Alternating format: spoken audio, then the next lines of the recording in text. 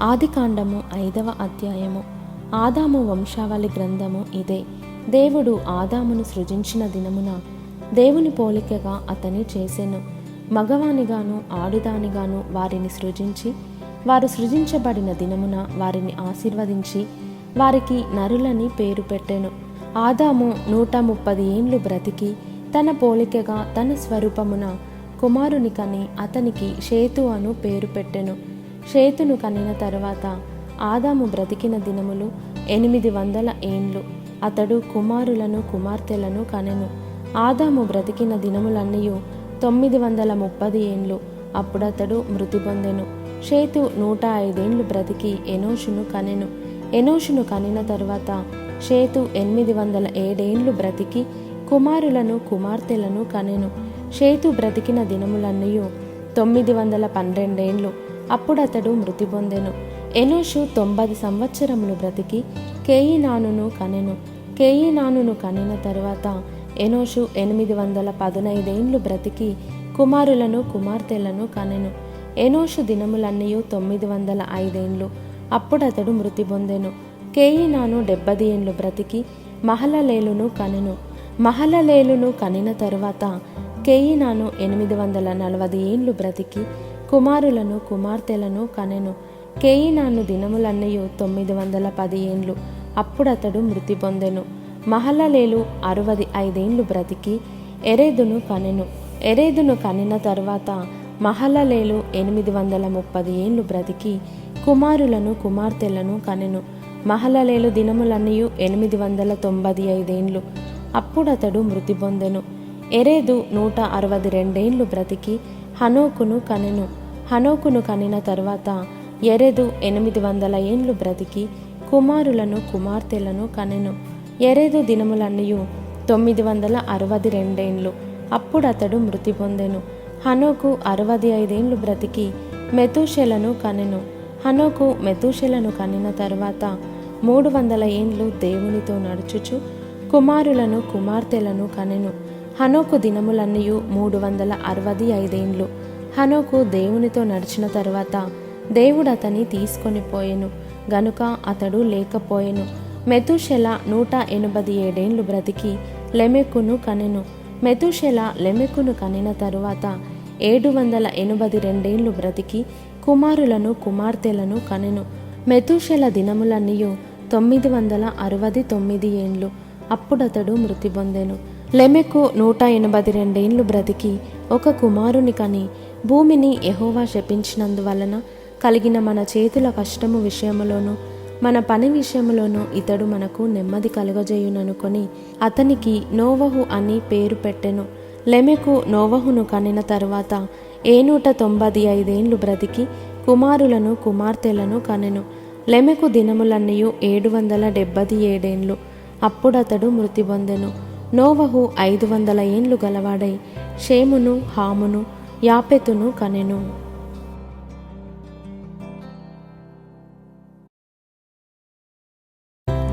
ఆదికాండము 6వ అధ్యాయము.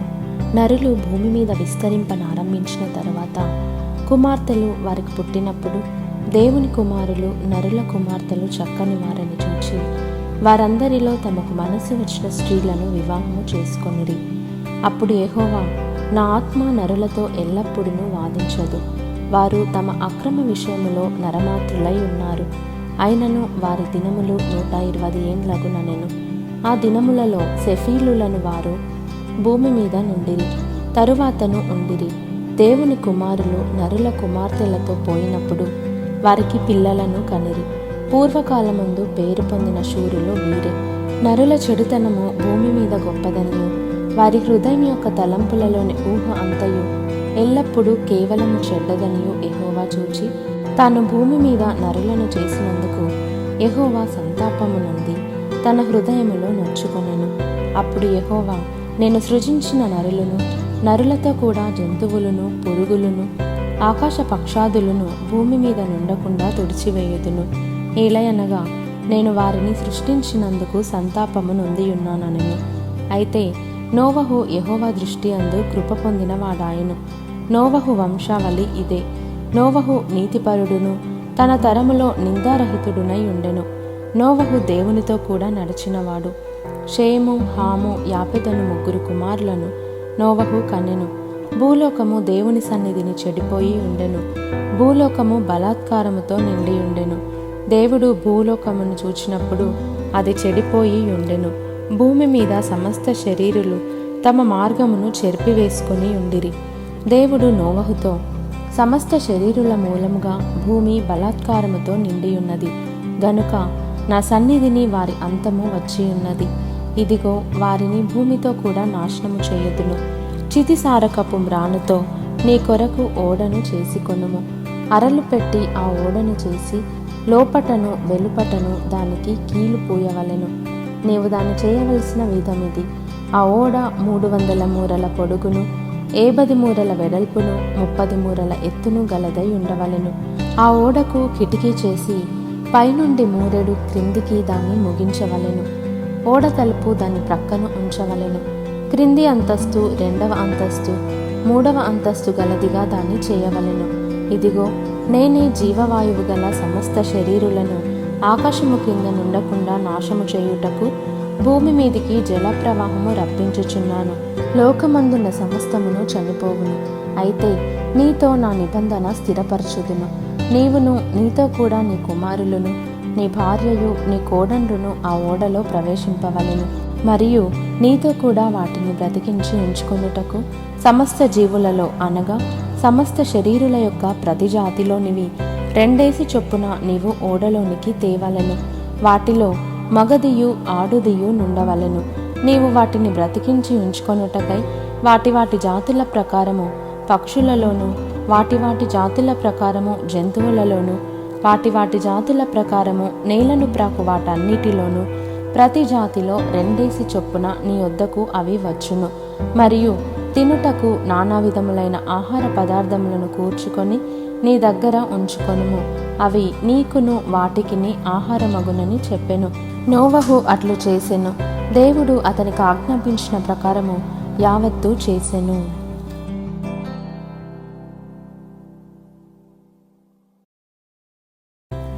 ఆదికాండము 7వ అధ్యాయము.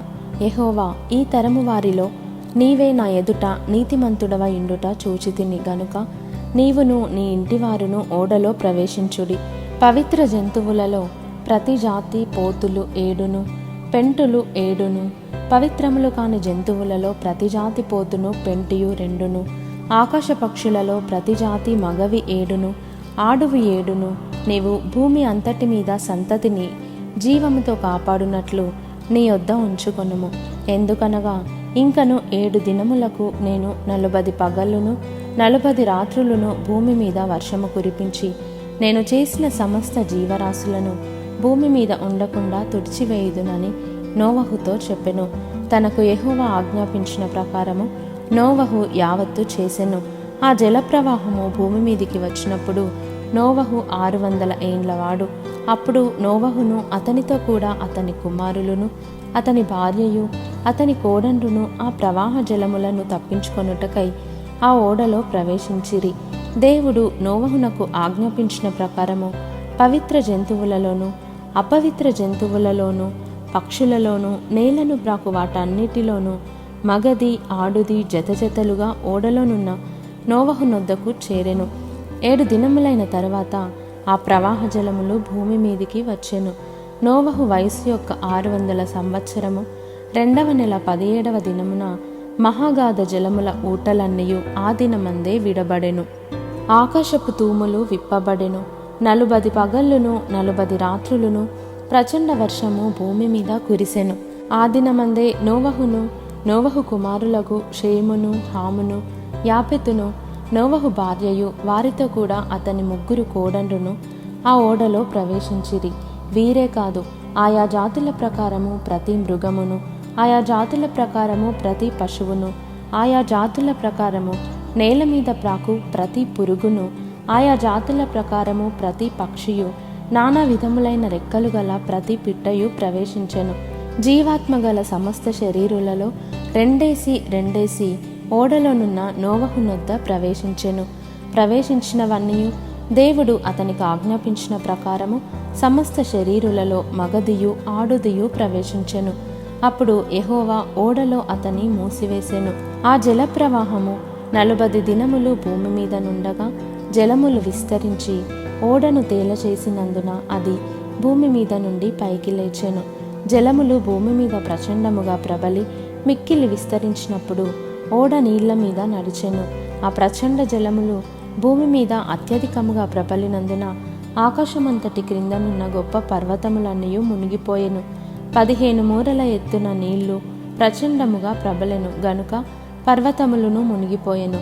అప్పుడు పక్షులేమి, పశువులేమి, మృగములేమి, భూమి మీద ప్రాకు పురుగులేమి, భూమి మీద సంచరించు సమస్త శరీరులేమి, సమస్త నరులేమి చచ్చిపోయిరి. పొడి నేల మీదనున్న వాటన్నిటిలోనూ నాసికారంధ్రములలో జీవాత్మ సంబంధమైన ఊపిరి గలవన్నీ చనిపోయెను.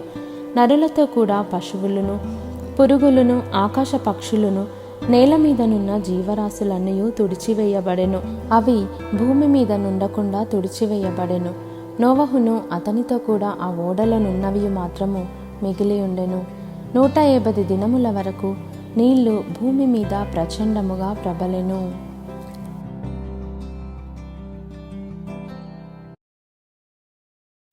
ఆదికాండము 8వ అధ్యాయము. దేవుడు నోవహును అతనితో కూడా ఓడలోనున్న సమస్త జంతువులను, సమస్త పశువులను జ్ఞాపకము చేసుకొనెను. దేవుడు భూమి మీద వాయువు విసరునట్లు చేయుట వలన నీళ్లు తగ్గిపోయెను. అగాధ జలముల ఊటలును, ఆకాశపు తూములను మూయబడెను. ఆకాశము నుండి కురియుచున్న ప్రచండ వర్షము నిలిచిపోయెను. అప్పుడు నీళ్లు భూమి మీద నుండి క్రమక్రమముగా తీసిపోవుచుండెను. 150 దినములైన తరువాత నీళ్లు తగ్గిపోగా 7వ నెల 17వ దినమున ఓడ అరారాతు కొండల మీద నిలిచెను. నీళ్లు 10వ నెల వరకు క్రమముగా తగ్గుచూ వచ్చెను. 10వ నెల మొదటి దినమున కొండల శిఖరములు కనబడెను. 40 దినములైన తరువాత నోవహు తను చేసిన ఓడ కిటికీ తీసి ఒక కాకిని వెలుపలికి పోవిడిచెను. అది బయటికి వెళ్ళి భూమి మీద నుండి నీళ్లు ఇంకిపోవు వరకు ఇటు అటు తిరుగుచుండెను. మరియు నీళ్లు నేల మీద నుండి తగ్గినవో లేదో చూచుటకు అతడు తన యొద్ద నుండి నల్ల పావురం ఒకటి వెలుపలికి పోవిడిచెను. నీళ్లు భూమి అంతటి మీద నున్నందున తన అరకాలు నిలుపుటకు దానికి స్థలము దొరకలేదు గనుక ఓడలోనున్న అతని యొద్దకు తిరిగి వచ్చెను. అప్పుడతడు చెయ్యి చాపి దాన్ని పట్టుకొని ఓడలోనికి తీసుకొనెను.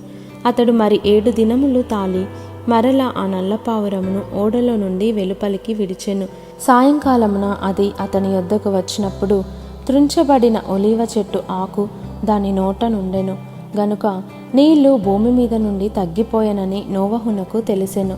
అతడింకా మరి 7 దినములు తాలి ఆ పావురమును వెలుపలికి విడిచెను. ఆ తరువాత అది అతని యొద్దకు తిరిగి రాలేదు. మరియు 601వ సంవత్సరము మొదటి నెల తొలి దినమున నీళ్లు భూమి మీద నుండి ఇంకిపోయెను. నోవహు ఓడ కప్పు తీసి చూచినప్పుడు నేల ఆరియుండెను. 2వ నెల 27వ దినమున భూమి ఎండి ఉండెను. అప్పుడు దేవుడు, నీవును నీతో కూడా నీ భార్యయు, నీ కుమారులను, నీ కోడండ్రును ఓడలో నుండి బయటకి రండి. పక్షులు, పశువులు, భూమి మీద ప్రాకు ప్రతి జాతి పురుగులు మొదలైన సమస్త శరీరులలో నీతో కూడానున్న ప్రతి జంతువును వెంటబెట్టుకొని వెలుపలికి రావలెను. అవి భూమి మీద బహుగా విస్తరించి భూమి మీద ఫలించి అభివృద్ధి పొందవలెనని నోవహుతో చెప్పెను. కాబట్టి నోవహును అతనితో కూడా అతని కుమారులను, అతని భార్యయు, అతని కోడండ్రును బయటకి వచ్చిరి. ప్రతి జంతువును, ప్రాకు ప్రతి పురుగును, ప్రతి పిట్టయు, భూమి మీద సంచరించినవన్నీయు వాటి వాటి జాతుల చొప్పున ఆ ఓడలో నుండి బయటకి వచ్చెను. అప్పుడు నోవహు యెహోవాకు బలిపీఠము కట్టి పవిత్ర పశువులన్నిటిలోనూ పవిత్ర పక్షులన్నిటిలోనూ కొన్ని తీసుకొని ఆ పీఠము మీద దహన బలి అర్పించెను. అప్పుడు యెహోవా ఇంపైన సువాసన ఆగ్రానించి ఇక మీదట నరులను బట్టి భూమిని మరలా శపించెను. ఎందుకనగా నరుల హృదయాలోచన వారి బాల్యము నుండి చెడ్డది. నేనిప్పుడు చేసిన ప్రకారముగా ఇకను సమస్త జీవులను సంహరింపను. భూమి నిలిచి ఉన్నంత వరకు వెదకాలమును, కోతకాలమును, శీతోష్ణములను, వేసవి శీతకాలములను, రాత్రింబగలును ఉండక మానవని తన హృదయములో అనుకొనెను.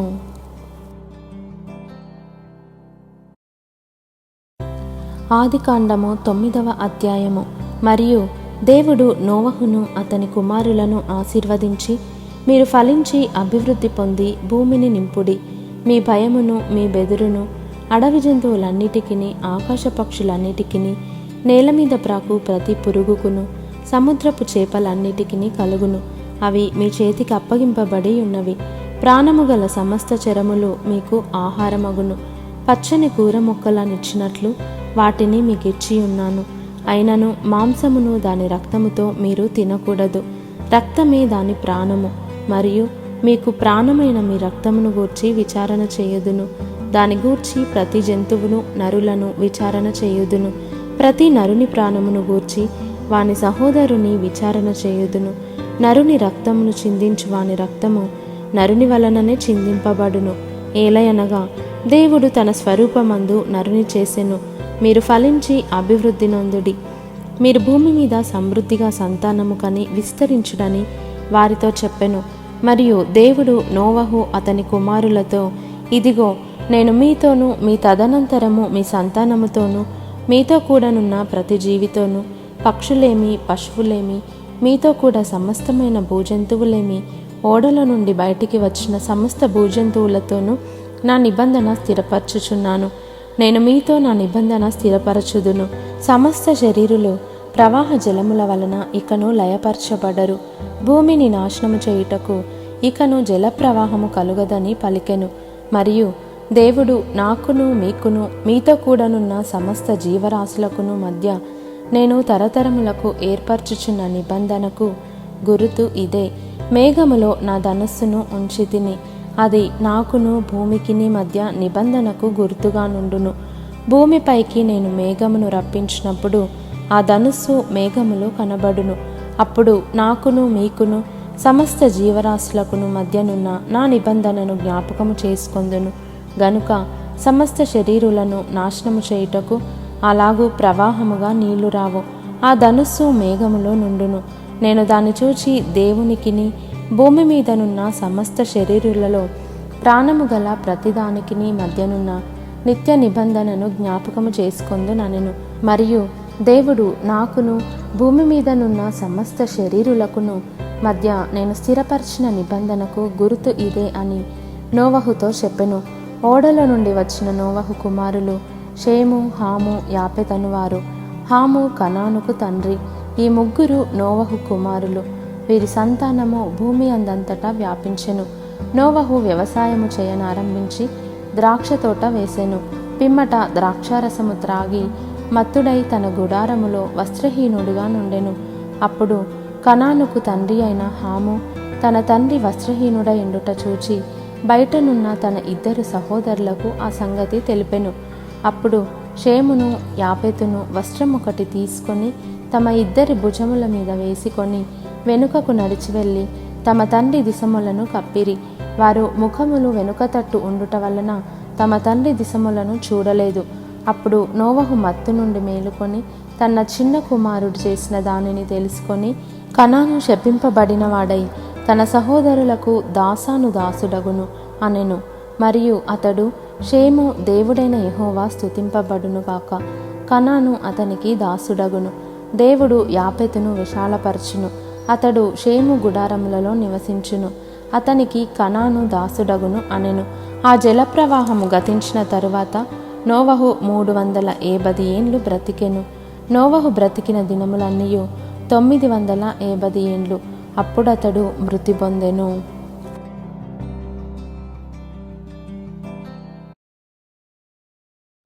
కీర్తనలు 2వ కీర్తన. అన్యజనులు ఏల అల్లరి రేపుచున్నారు, జనములు ఏల వ్యర్థమైన దానిని తలంచుచున్నవి. మనము వారి కట్లు తెంపుదము రండి, వారి పాశములను మన యొద్ద నుండి పారవేయుదము రండి అని చెప్పుకొనుచు భూరాజులు యెహోవాకును ఆయన అభిషక్తునికిని విరోధముగా నిలవబడుచున్నారు. ఏలికలు ఏకీభవించి ఆలోచన చేయుచున్నారు. ఆకాశమందు ఆసీనుడగువాడు నవ్వుచున్నాడు. ప్రభువు వారిని చూచి అపహసించుచున్నాడు. ఆయన ఉగ్రుడై వారితో పలుకును. ప్రచండ కోపము చేత వారిని తల్లడింపచేయును. నేను నా పరిశుద్ధ పర్వతమైన సీయోను మీద నా రాజును ఆసీనునిగా చేసియున్నాను. కట్టడను నేను వివరించెదను. యెహోవా నాకీలాగు సెలవిచ్చెను.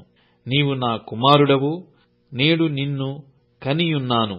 నన్ను అడుగుము, జనములను నీకు స్వాస్థ్యముగాను భూమిని దిగంతముల వరకు సొత్తుగాను ఇచ్చెదను. ఇనుపదండముతో నీవు వారిని నలుగగొట్టెదవు. కుండను పగలగొట్టినట్టు వారిని ముక్కచెక్కలుగా పగలగొట్టెదవు. కాబట్టి రాజులారా వివేకులై యుండుడి, భూపతులారా బోధనొందుడి. భయభక్తులు కలిగి యెహోవాను సేవించుడి. గడగడ వణకుచు సంతోషించుడి. ఆయన కోపము త్వరగా రగులుకొనును. కుమారుని ముద్దు పెట్టుకొనుడి, లేని ఎడల ఆయన కోపించును. అప్పుడు మీరు త్రోవ తప్పి నశించెదరు. ఆయనను ఆశ్రయించు వారందరూ ధన్యులు. మత్తయి సువార్త 3వ అధ్యాయం. ఆ దినములయందు బాప్తిస్మమిచ్చు యోహాను వచ్చి, పరలోక రాజ్యము సమీపించియున్నది, మారు మనస్సు పొందుడని యూదయ అరణ్యంలో ప్రకటించుచుండెను. ప్రభువు మార్గము సిద్ధపరచుడి, ఆయన త్రోవలు సరాళము చేయుడని అరణ్యములో కేకవేయు నొకని శబ్దము అని ప్రవక్తయైన యెషయా ద్వారా చెప్పబడిన వాడితడే. ఈ యోహాను ఒంటె రోమములు వస్త్రమును మొలచుట్టు తోలు దట్టియు ధరించుకొనువాడు. మిడతలను అడవి తేనెయు అతనికి ఆహారము. ఆ సమయమున యెరూషలేము వారును యూదయ వారందరును యొర్దాను నదీ ప్రాంతముల వారందరును అతని యొద్దకు వచ్చి తమ పాపములు ఒప్పుకొనుచు యొర్దాను నదిలో అతని చేత బాప్తిస్మము పొందుచుండిరి. అతడు పరిసయ్యులలోనూ సద్దూకయ్యులలోనూ అనేకులు బాప్తిస్మము పొందువచ్చుట చూచి, సర్పసంతానమా, రాబోవు ఉగ్రతను తప్పించుకొనుటకు మీకు బుద్ధి చెప్పిన వాడెవడు? మారు మనస్సుకు తగిన ఫలము ఫలించుడి. అబ్రాహాము మాకు తండ్రి అని మీలో మీరు చెప్పుకొన తలంచవద్దు. దేవుడు ఈ రాళ్ల వలన అబ్రాహామునకు పిల్లలను పుట్టింపగలడని మీతో చెప్పుచున్నాను. ఇప్పుడే గొడ్డలి చెట్ల వేరున ఉంచబడియున్నది గనక మంచి ఫలము ఫలింపని ప్రతి చెట్టును నరకబడి అగ్నిలో వేయబడును. మారు మనస్సు నిమిత్తము నేను నీళ్లలో మీకు బాప్తిస్మమిచ్చుచున్నాను. అయితే నా వెనక వచ్చుచున్నవాడు నాకంటే శక్తిమంతుడు. ఆయన చెప్పులు మోయుటకైనను నేను పాత్రుడను కాను. ఆయన పరిశుద్ధాత్మలోనూ అగ్నితోనూ మీకు బాప్తిస్మమిచ్చును. ఆయన చేట ఆయన చేతిలో ఉన్నది. ఆయన తన కళ్ళమును బాగుగా శుభ్రము చేసి గోధుమలను కొట్టులో పోసి ఆరని అగ్నితో పొట్టును కాల్చివేయునని వారితో చెప్పెను. ఆ సమయమున యోహాను చేత బాప్తిస్మము పొందుటకు యేసు గలిలయ నుండి యొర్దాను దగ్గరనున్న అతని యొద్దకు వచ్చెను. అందుకు యోహాను, నేను నీ చేత బాప్తిస్మము పొందవలసిన వాడనయ్యుండగా నీవు నా యొద్దకు వచ్చుచున్నావా అని ఆయనను నివారింపజూచెను గాని యేసు, ఇప్పటికి కానిమ్ము, నీతి యావత్తు ఇలాగు నెరవేర్చుట మనకు తగియున్నదని అతనికి ఉత్తరమిచ్చెను గనక అతడలాగు కానిచ్చెను. యేసు బాప్తిస్మము పొందిన వెంటనే నీళ్లలో నుండి ఒడ్డునకు వచ్చెను. ఎదిగో, ఆకాశము తెరవబడెను. దేవుని ఆత్మ పావురము వలె దిగి తన మీదటికి వచ్చుట చూచెను. మరియు ఇదిగో, ఈయనే నా ప్రియకుమారుడు, ఈయన యందు నేనానందించుచున్నానని ఒక శబ్దము ఆకాశము నుండి వచ్చెను. మత్తయి సువార్త 4వ అధ్యాయం. అప్పుడు యేసు అపవాది చేత శోధింపబడుటకు ఆత్మ వలన అరణ్యమునకు కొనిపోబడెను. 40 దినములు 40 రాత్రులు ఉపవాసముండిన పిమ్మట ఆయన ఆకలి కొనగా ఆ శోధకుడు ఆయన యొద్దకు వచ్చి, నీవు దేవుని కుమారుడవైతే ఈ రాళ్లు రొట్టెలగునట్లు ఆజ్ఞాపించుమనెను. అందుకాయన, మనుష్యుడు రొట్టె వలన మాత్రము కాదుగాని దేవుని నోటి నుండి వచ్చు ప్రతి మాట వలనను జీవించును అని రాయబడియున్నదనెను. అంతట అపవాది పరిశుద్ధ పట్టణమునకు ఆయనను తీసుకునిపోయి దేవాలయ శిఖరమున ఆయనను నిలవబెట్టి, నీవు దేవుని కుమారుడవైతే క్రిందకి దుముకుము, ఆయన నిన్ను గూర్చి తన దూతలకాజ్ఞాపించును, నీ పాదమెప్పుడైనను రాతికి తగలకుండా వారు నిన్ను చేతులతో ఎత్తికొందురు అని రాయబడియున్నదని ఆయనతో చెప్పెను. అందుకు యేసు, ప్రభువైన నీ దేవుని నీవు శోధింపవలదని మరియొకచోట రాయబడియున్నదని వానితో చెప్పెను. మరల అపవాది మిగుల ఎత్తైన ఒక కొండ మీదకి ఆయనను తోడుకునిపోయి, ఈ లోకరాజ్యములన్నిటినీ వాటి మహిమను ఆయనకు చూపి, నీవు సాగిలపడి నాకు నమస్కారము చేసిన ఎడల వీటినన్నిటినీ నీకిచ్చెదనని ఆయనతో చెప్పగా, యేసు వానితో, సాతానా పొమ్ము, ప్రభువైన నీ దేవునికి మొక్కి ఆయనను మాత్రము సేవింపవలెను అని రాయబడియున్నదనెను. అంతట అపవాది ఆయనను విడిచిపోగా, ఇదిగో దేవదూతలు వచ్చి ఆయనకు పరిచర్య చేసిరి. యోహాను చెరపట్టబడెనని యేసు విని గలిలయకు తిరిగి వెళ్లి, నజరేతు విడిచి జెబూలూను నఫ్తాలి అను ప్రదేశముల ప్రాంతములలో సముద్ర తీరమందలి కపెర్నహూమునకు వచ్చి కాపురముండెను. జెబూలూను దేశమును, నఫ్తాలి దేశమును, యోర్దానుకు ఆవలనున్న సముద్ర తీరమున అన్యజనులు నివసించు గలిలయయు, చీకటిలో కూర్చుండియున్న ప్రజలను గొప్ప వెలుగు చూచిరి. మరణ ప్రదేశములోనున్న మరణఛాయలోనూ కూర్చుండియున్న వారికి వెలుగు ఉదయించెను అని ప్రవక్తయైన యెషయా ద్వారా పలుకబడినది నెరవేరునట్లు ఇలాగు జరిగెను. అప్పటి నుండి యేసు పరలోక రాజ్యము సమీపించియున్నది గనుక మారుమనస్సు పొందుడని చెప్పుచూ ప్రకటింప మొదలుపెట్టెను. యేసు గలిలయ సముద్ర తీరమున నడుచుచుండగా, పేతురనబడిన సిమోను, అతని సహోదరుడైన అంద్రేయ అను ఇద్దరు సహోదరులు సముద్రములో వలవేయుట చూచెను. వారు జాలరులు. ఆయన, నా వెంబడి రండి, నేను మిమ్మును మనుష్యులను పట్టు జాలరులనుగా చేతునని వారితో చెప్పెను. వెంటనే వారు తమ వలలు విడిచిపెట్టి ఆయనను వెంబడించిరి. ఆయన అక్కడ నుండి వెళ్లి జెబెదయి కుమారుడైన యాకోబు, అతని సహోదరుడైన యోహాను అను మరియిద్దరు సహోదరులు తమ తండ్రి అయిన జెబెదయి యొద్ద దోనెలో తమ వలలు బాగుచేసుకొనుచుండగా చూచి వారిని పిలిచెను. వెంటనే వారు తమ దోనెను, తమ తండ్రిని విడిచిపెట్టి ఆయనను వెంబడించిరి. యేసు వారి సమాజ మందిరములలో బోధించుచు, దేవుని రాజ్యమును గూర్చిన సువార్తను ప్రకటించుచు, ప్రజలలోని ప్రతి వ్యాధిని, రోగమును స్వస్థపరచుచు గలిలయందంతటా సంచరించెను. ఆయన కీర్తి సిరియా దేశమంతటా వ్యాపించెను. నానావిధములైన రోగముల చేతను, వేదనల చేతను పీడింపబడిన వ్యాధిగ్రస్తులందరినీ, దయ్యము పట్టిన వారిని, చాంద్రరోగులను, పక్షవాయువు గలవారిని వారు ఆయన వద్దకు తీసుకుని రాగా ఆయన వారిని స్వస్థపరచెను. గలిలయ, దెకపోలి, యెరూషలేము, యూదయ ప్రదేశముల నుండియూ, యోర్దానునకు అవతల నుండియూ బహుజన సమూహములు ఆయనను వెంబడించెను.